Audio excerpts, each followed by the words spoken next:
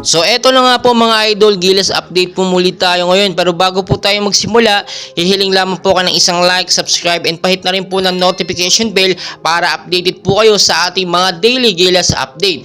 So kakauwi lang po ngayong araw ng ating Gilas Pilipinas at heroes welcome po ang nangyari. Talagang sinalubong po ng sambayan ng Pilipino ang ating Gilas Pilipinas team na siya nag-uwi ng gintong medalya. Since 1962 pa, 61 years ang hinintay at ngayon sa wakas finally naibalik na nga pong gintong medalya sa ating Gilas Pilipinas, no? At nakita nyo naman, bukod po sa gintong medalya, deserve po ng ating Gilas player, each player na makareceive naman ng sapat na cash para naman sa kanila, incentive or bonuses nga po ang ating sinasabi dito. Siyempre, iba yung effort talaga na ginawa ng Gilas Pilipinas dito. Nakipagsabayan talaga sila at puso ang pinairal para nga po magkampiyon or makakuha ng gintong medalya dito sa Asian Games. Ano nga po ba ang susunod after nitong Asian Games na ito? So yung susunod po na Asian Games ay mangyayari pa po, magaganap sa 2026 pa. So medyo matagal pa po yun, ilang taon pa po yun.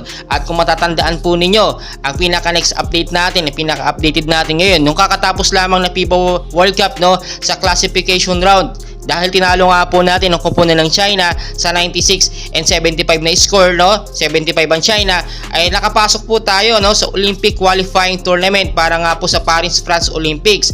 So kung titignan nyo, konting preparation lang ang talagang tinitignan natin dito at sasabak na naman sa qualifying tournaments dito nga po sa Olympics ang ating Gilas Pilipinas. At maraming nagsasabi wag nang palitan itong si Coach Tim Con, bagkos siya na talagang humawak sa Gilas Pilipinas. Dahil kung matatandaan nga po ninyo, si Chot Reyes nga po ay nag-step aside lamang dito sa Asian Games para makapagpahinga. Pero dahil nga po sa napakagandang pinakitang sistema ni Coach Tim Con at sa magandang resulta nga po sa chemistry ng ating mga Gilas player, ay deserve po niya na siya na mag-stay at manatiling head coach po talaga ng Gilas Pilipinas. Patuloy nag-uusapan, no, at talagang ang sinasabi natin dito, dalawang coach lang talaga ang pinakamagaling na humawak sa Gilas Pilipinas, si Coach Tab Baldwin at ito nga number 1 to si Coach sa Tim Con, which is siya ang nagbalik ng gintong medalya sa ating bansang Pilipinas. So iniisip din natin na sana nga makadagdag o makasama itong si Terence Romeo at si Calvin Abueva, which is na-denied nga dito sa Asian Games. Siyempre alam naman natin, no, dito sa Olympic qualifying tournaments,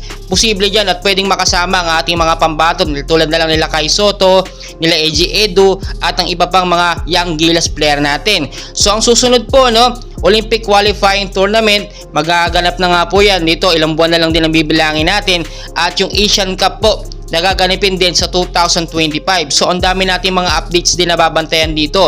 Marami din nagsasabi, kaya nga ba hawakan or panghawakan ni Coach Tim Con ng Gilas Pilipinas dahil siya din ang head coach nga ng Barangay Ginebra.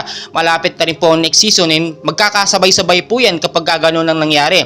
Pero siyempre alam naman natin, no, time management lang ang kinakailangan at kayang i-handle po yan lahat ni Coach Tim Con. Marami na napatunayan itong si Coach Tim Con at hindi basta-basta ang kanyang diskarte, no?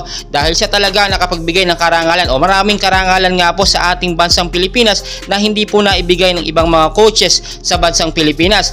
Na makikita nyo, konting review tayo, no? Nung 2022, no?